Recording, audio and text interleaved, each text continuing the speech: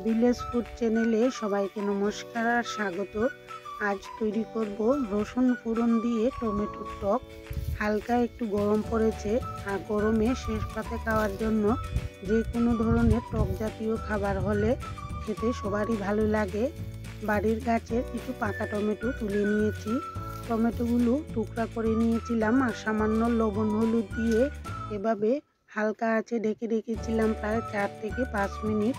Tomato হালকা আঁচে ঢেকে রাখলেই খুব সুন্দর সেদ্ধ হয়ে যায় আর এতে জলও দেইনি, জল ছাড়াই সেদ্ধ করে নিয়েছি। এবার গোল চামচ দিয়ে ভালো করে ঘুটে নিলাম। ঢাকনাটা সরিয়ে রেখে কড়াইটা নামিয়ে রেখেছি আর এবার অন্য একটা কড়াইতে অল্প একটু তেল ফোড়ন দিলাম। এবার একটা শুকনো মরিচ চিড়ে দিলাম আর তাতে রসুন কুচি দিয়ে দিয়েছি। টমেটোর পরিমাণ অনুযায়ী রসুনের পরিমাণ কমানো বাড়ানো যেতে পারে। রসুন ফোড়নে মাঝে মধ্যে টক খেতে খুবই ভালো লাগে। রসুনগুলো যাতে পুড়ে না যায় তাই হালকা আঁচে একটু সময় নিয়ে নেড়ে চেড়ে নিচ্ছি।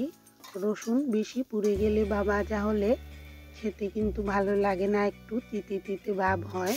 তাই এভাবে হালকা আঁচে নেড়ে চেড়ে নেওয়ার পর সেদ্ধ করা টমেটোটা ঢেলে দিলাম। এই রান্নাটা টক এবং ঝাল স্বাদে তৈরি। অনেকেই একটু চিনি দিয়েও খেতে পছন্দ করেন, নিজেদের রুচি মতো চিনিটাও অ্যাড করে নিতে পারেন। কয়েকটি কাঁচামরিচ দিয়ে দিলাম আস্ত, আর লবণে কম ছিল, লবণ দিয়ে নেড়ে চেড়ে আরও 2-1 মিনিট ঝোলটা মাখা মাখা হলে নামিয়ে নিয়েছি। তৈরি হয়ে গেল খুবই সহজ উপকরণে টমেটোর টক। রসুন ফোড়ন দিয়ে এভাবে মাঝে মধ্যে টক খেতে খুবই ভালো লাগে।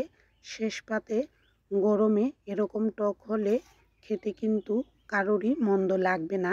কেমন লাগলো টমেটোর এই রেসিপিটি জানাবেন আর পাশে থাকার জন্য সবাইকে অসংখ্য ধন্যবাদ।